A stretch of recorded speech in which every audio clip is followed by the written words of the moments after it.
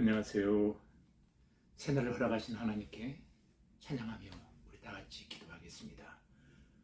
참 좋으신 아버지 하나님, 오늘은 마태복음 26장의 말씀을 통해서 예수 그리스도의 최후의 만찬이라고 하는 주제로 하나님의 말씀을 강론할 때에 크신 은혜와 깨달음의 역사가 우리 모두에게 임하여 주님의 거룩하신 그 부르심 앞에 우리 모두가 응답되어지는 은혜의 삶 되게 하여 주옵소서.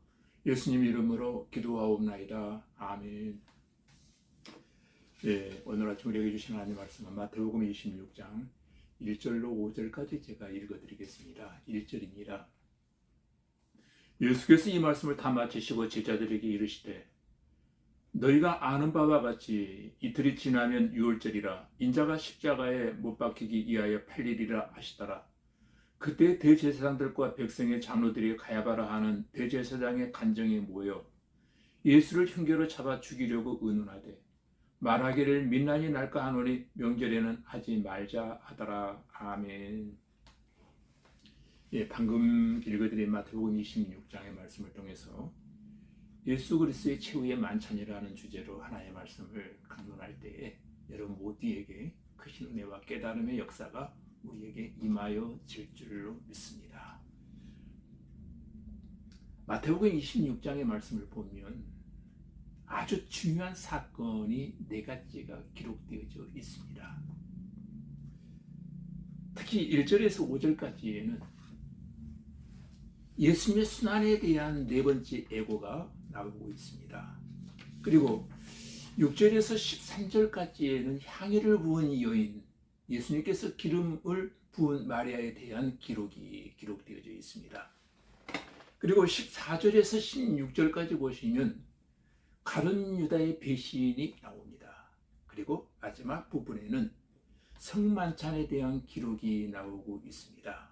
여러분, 예수님의 순환절을 예비한 3가지 준비가 있었는데, 첫째는 베드로를 중심으로 해서 유월절을 준비했고, 둘째로는 가룟 유다는 예수님을 은 30냥에 팔기 위해서 배신의 준비를 했고, 또 마리아는 예수님의 장례식을 미리 준비하고 있었다는 놀라운 사실을 우리가 여기서 발견하게 되어질 것입니다.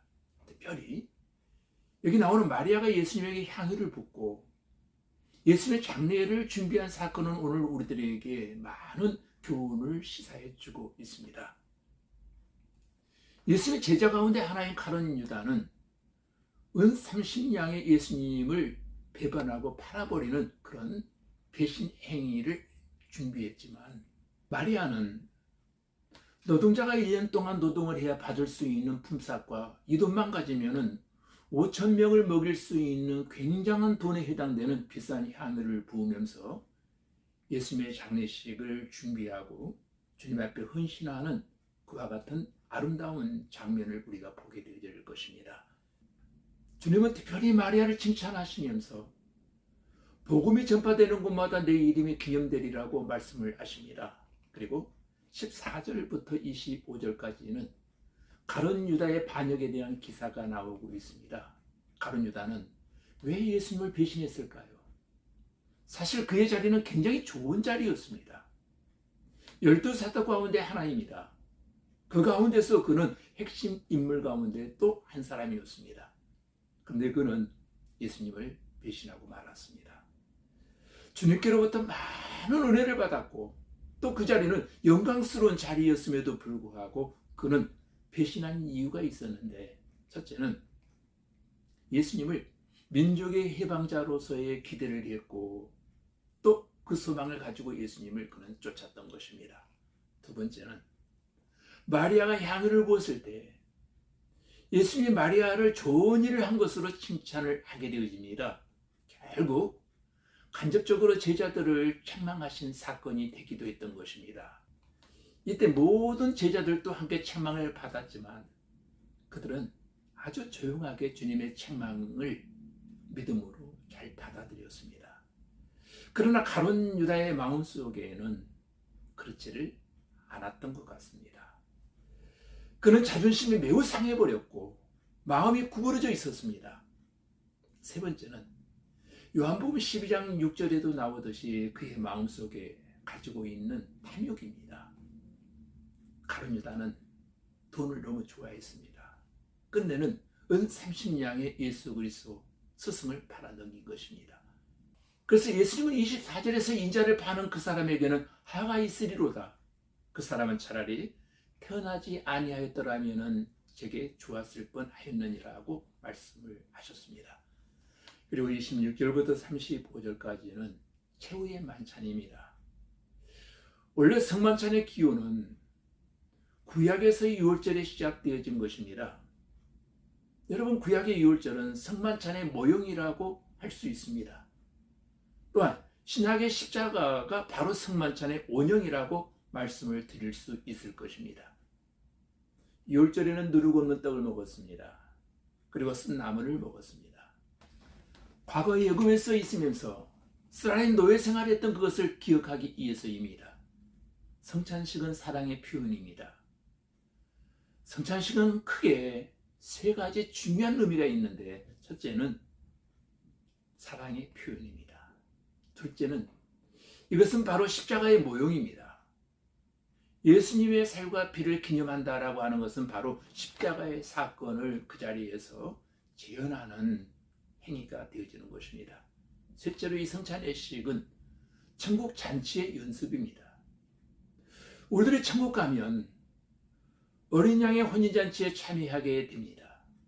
그래서 이 성찬식은 천국 잔치를 연습하는 일이 되어지는 것입니다. 우리가 성찬식에서 우리가 기억해야 할 것은, 이것은 결코 희생제물이 아니라는 것을 알아야 할 것입니다. 무슨 말인가 하면은 우리에게 또 다른 희생제물이 필요하지 않다는 겁니다. 예수 그리스도의 십자가의 사건은 단번에 끝나버린 것입니다. 그래서 이 성찬예식에는 봉헌 순서도 없습니다. 다만 죄를 회개하고 감사하고 기도하고 믿음으로 참여하면 되어지는 것입니다.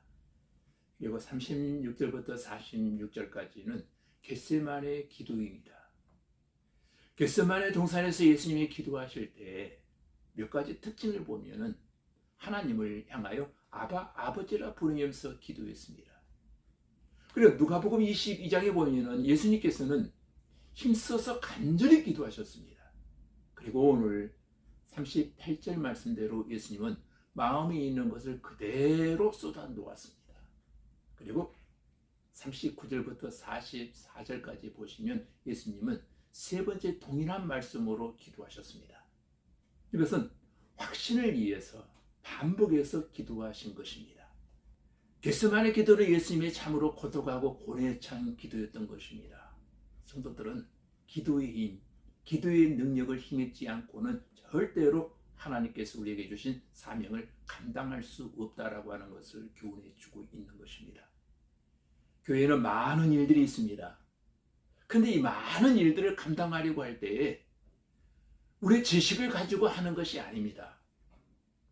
우리의 경험을 가지고 되는 것 또한 아닙니다. 돈이 많다고 되어지는 것도 아닙니다.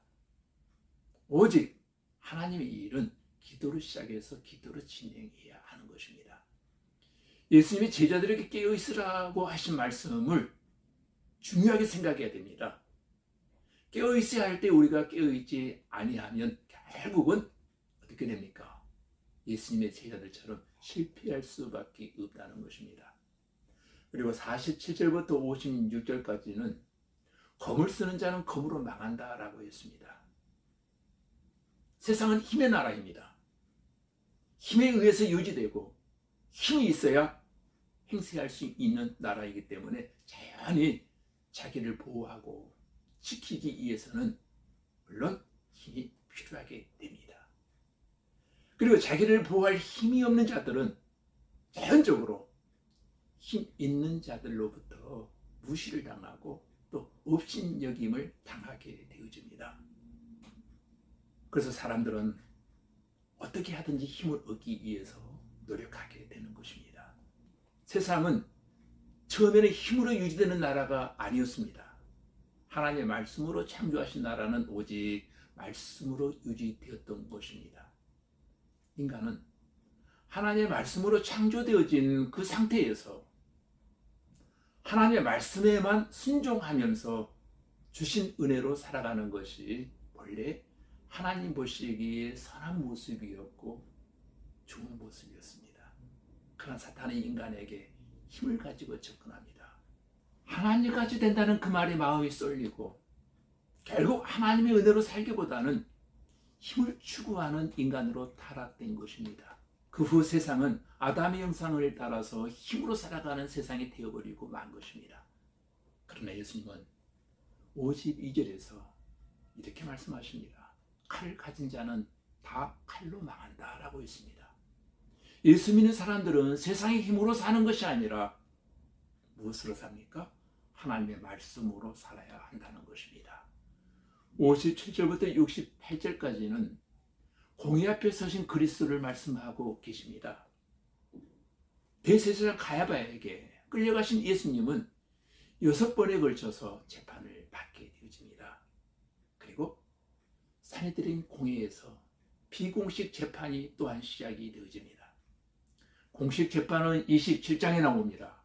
오늘 69절부터 75절까지는 베드로의 부인에 관한 말씀이 기록되어져 있습니다. 죽어도 주를 부인하지 않겠다는 열정을 보였던 베드로였지만 결국 목숨이 위태로운 지경에 이르게 되자 3번씩이나 예수님을 모른다고 부인하고 마지막에는 주님을 저주하면서 맹세하기까지 했다는 사실입니다. 나는 예수님과 상관이 없다는 것을 보여주기 위해서 그는 예수님을 저주까지 하게 되어진 것입니다. 그러나 베드로가 가룟 유다와 다른 점이 하나 있다면 베드로는 자신의 인간됨을 알게 된 것입니다. 자신이 얼마나 형편없는 인간임을 깨달은 것입니다. 그럴 때 주님을 바라볼 수 있고 의지할 수 있습니다. 예수님이 베드로에게 내가 3번 나를 부인하리라고 하신 것은 이미 베드로의 실패를 알 것이었고 그 실패에 함께 하신다는 것을 전제하고 있습니다. 즉 예수님의 용서입니다. 이 예수님의 용서와 사랑이 아니고서는 누가 주님 앞에 설 자가 있겠습니까?